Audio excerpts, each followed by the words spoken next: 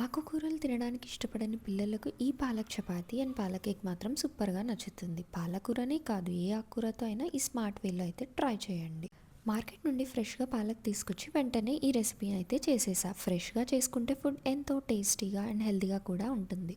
ముందుగా పాలకూరని బాగా వాష్ చేసేసి వేడి నీళ్ళల్లో ఒక 5 నిమిషాలు ఉంచేసి మిక్సీ జార్లో వేసి పేస్ట్ అయితే చేసేసుకున్నా. ఆ తర్వాత గోధుమ పిండిలో ఈ పేస్ట్ వేసి కొద్దిగా ఉప్పు, జీలకర్ర, ఆయిల్ వేసి కొద్దిగా వాటర్ వేసేసి పిండిని చపాతీకి అయితే రెడీ చేసేసుకున్నా. ఇప్పుడు పాలక్ ఎగ్ ఎలా చేసుకోవాలో చూసేద్దాం. ముందుగా కడాయి పెట్టి అందులో పోపు వేసి సన్నగా తరిగిన ఉల్లిపాయ ముక్కలు వేసి బాగా వేగనివ్వాలి. ఆ తర్వాత సన్నగా తరిగిన పచ్చిమిర్చి ముక్కలు వేసి బాగా ఫ్రై చేయాలి. మిర్చికి బదులు కారమైనా వేసుకోవచ్చు. ఇప్పుడు పాలకూరని సన్నగా కట్ చేసుకోవాలి. ఆనియన్, మిర్చి బాగా వేగాక తరిగిన పాలకూరని అందులో వేసి బాగా కలపాలి.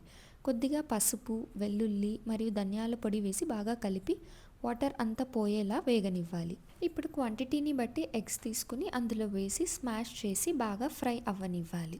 ఎంతో టేస్టీ పాలక్ ఎగ్ అయితే రెడీ అయిపోయింది. ఇప్పుడు చపాతీని అయితే చేసేసుకుందాం. నేను చపాతీని మడత పెట్టి చేస్తున్నాను. ఇలా చేస్తే చపాతీ చాలా మెత్తగా ఉంటుంది. పెన్నం పైన కొద్దిగా ఆయిల్ వేసేసి చపాతీని 2 వైపులా బాగా కాల్చుకొని ప్లేట్లోకి అయితే తీసేసుకున్నా.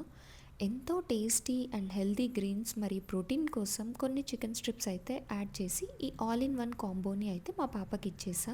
మరి మీరు ఆకుకూరలు ఇష్టపడని పిల్లలకి ఈ స్మార్ట్ వే అయితే ట్రై చేయండి. తప్పకుండా ఎంజాయ్ చేస్తారు.